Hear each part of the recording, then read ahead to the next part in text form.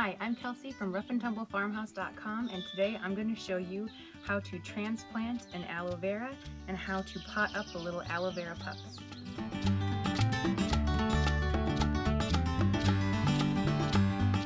So this aloe plant that I have here, she is about 6 or 7 years old. So as you can see, she's pretty big. She's gotten big for her pot.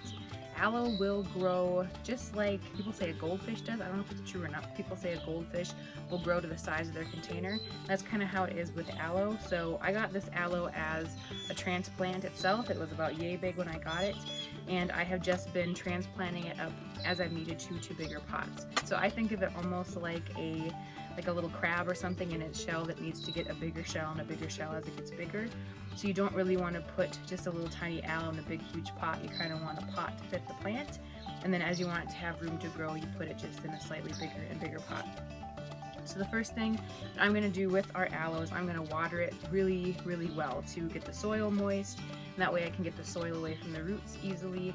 Especially with a plant that's this big, it's going to be a little bit of a chore in the first place just to get it out of there carefully without breaking anything off. And so watering it will help with that, and it also helps with transplant shock. So anytime you're transplanting anything, you always want to water it really well.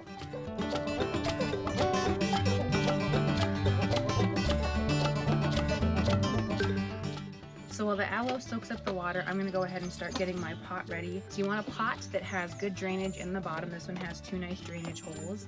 You do not want to put rocks in the bottom of your pots. I know that's something that we've been told for a lot of years, but studies have shown now that putting rocks in the bottom of a pot doesn't actually help with drainage. In fact, it just causes problems for the roots. So just make sure you have good drainage holes, and then have your potting soil ready to go.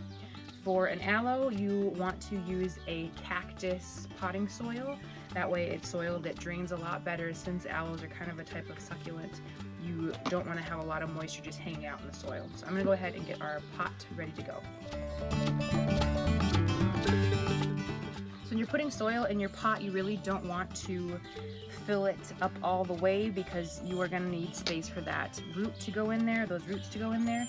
So fill it about halfway, and then kind of make a little bit of space, so that way it's going to be easier to set it in there, and then fill once you have it kind of sitting how you want it. Especially with an aloe that's this size, this one is going to be kind of prone to be a little bit wobbly. So just feeling our soil, and it seems like it's good and wet, so we are going to try and get this girl out of here. And please say a small prayer for me, because this is going to be a bit of a delicate task with this big girl.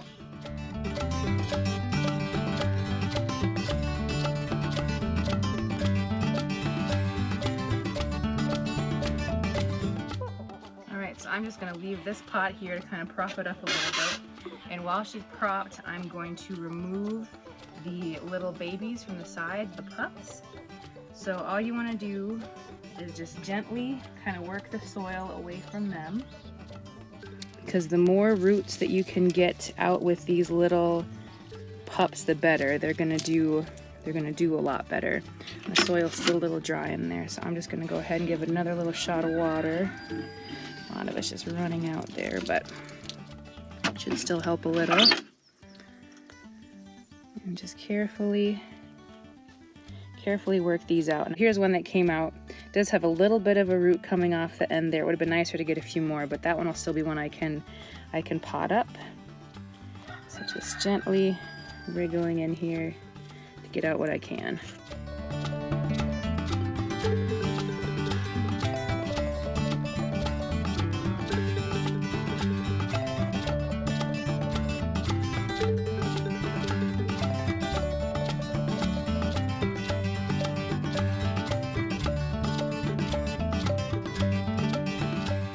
From this one plant, let's see, we're getting 1, 2, 3, 4, 5, 6 little aloe babies. And so after I get this mama plant transplanted, I'll show you what I'm going to do with these little girls.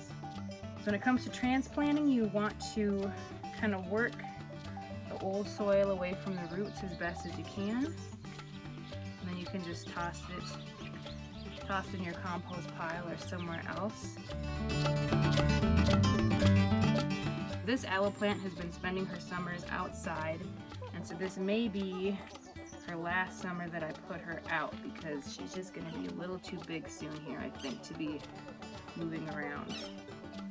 Okay, so I've loosed quite a bit of the soil. You can see all those nice roots of hers. I'm just gonna lower her into the pot. Now, you might lose some of these lower leaves, but I'm really not too worried about that. Just gonna make sure her roots get in there really well. And then I'm gonna fill in around the rest here with the soil that's left in my bag.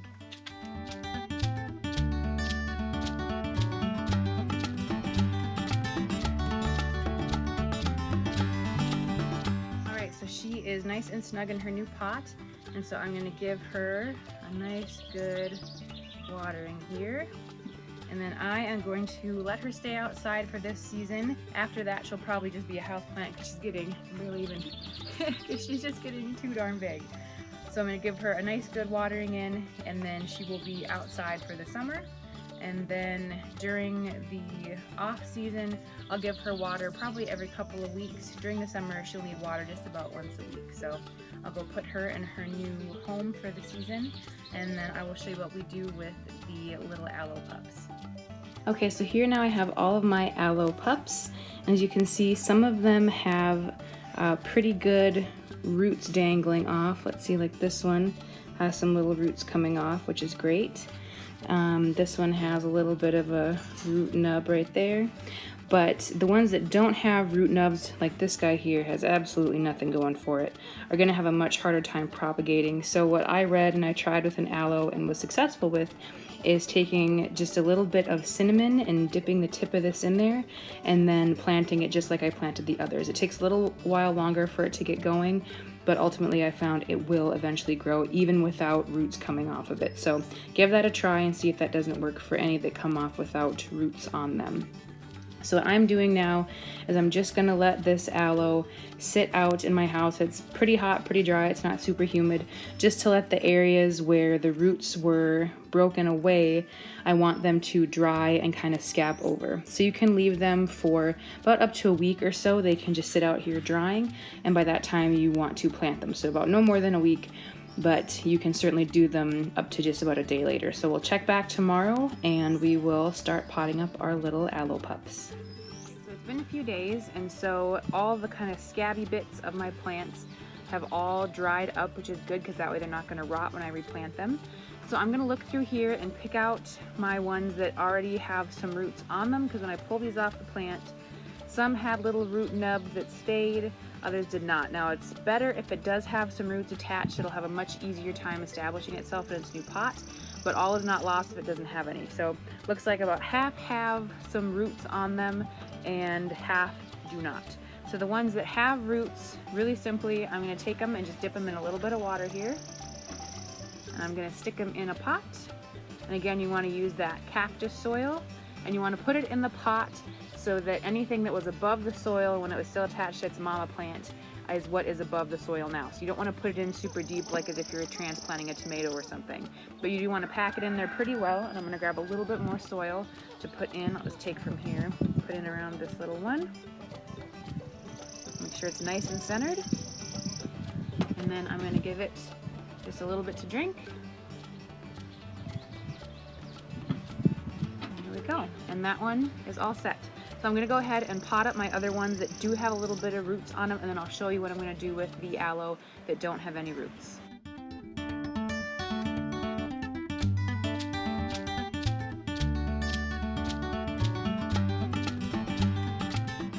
Now for my aloe that pulled without any roots attached to it, I'm gonna dip them in a little bit of water, and then I'm gonna roll them into some cinnamon. I have heard before that cinnamon works as a rooting agent, and I found with some little aloe pups that I transplanted that didn't have roots, I just put them in a pot like these ones, watered them, and then several weeks later, I went and checked and it had absolutely no root development.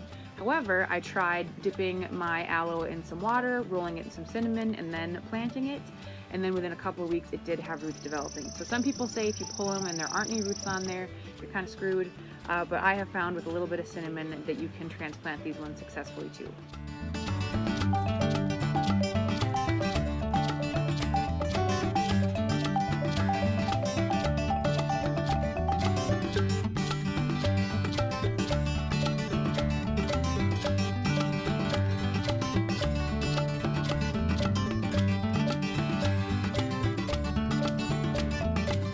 All right, so here are our little aloe babies all potted up, looking good.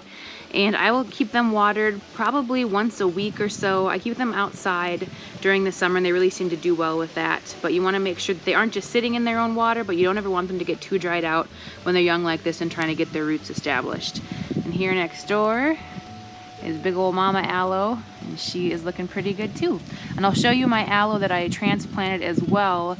Over the course of the winter, she put on quite a few babies. And one thing I did forget to mention too is when it comes to transplanting your aloe, you don't want them to be much smaller than this. So I'd say that's maybe 3 inches or so. You want them to be able to kind of fend for themselves. So you don't want them too little and you don't want them too big because then they start kind of taking away nutrients from your mother plant. So this is a really good size to transplant them at.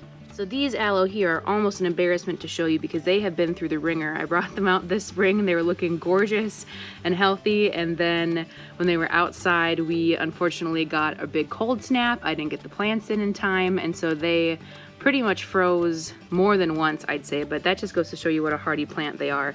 So you can see I've had some dieback here, but they are still doing well, and you always want to look for too, if your aloe is putting on new growth here in the middle, that usually means that it's got some roots established, it's taking on nutrients, and that it is going to be just fine. So here we've got some growth here, and this one that really definitely got beaten up in the cold weather. This is the one that did not have any roots when I planted it, and then after I dipped it in a little bit of cinnamon, it put on this nice beautiful leaf that's now slowly but surely dying, but you can see in the inside again that it is starting to put on a little bit of some new growth in there as well. So the lesson here is do not let your aloes freeze, poor things, they are a desert plant. All right, thanks for tuning in. I really hope that this was helpful for you if you have an aloe with a lot of little pups that you need to get transplanted. Aloe is usually a pretty forgiving plant, so it's a nice one to kind of learn the ropes on in terms of houseplants. If you do have more questions about houseplants or just plants in general, I really encourage you to check with your local Master Gardener group. I'm part of our Master Gardener group here in Minnesota, and it's a really great resource for people that are really interested and passionate about plants and horticulture. So if you do have some questions and you want something that's sort of a research-backed answer, I would say reach out to your local Master Gardener groups because their information is going to come from whatever university that they are housed in. So that's just one little tidbit that I recommend for people who are getting started with plants and with house plants. I really appreciate you watching this video. If you have any comments or questions, please post them below. We really appreciate it if you would hit that like button and that subscribe button. We post new videos every week about farming, family, food, and fortitude here at our Rough and Tumble farmhouse.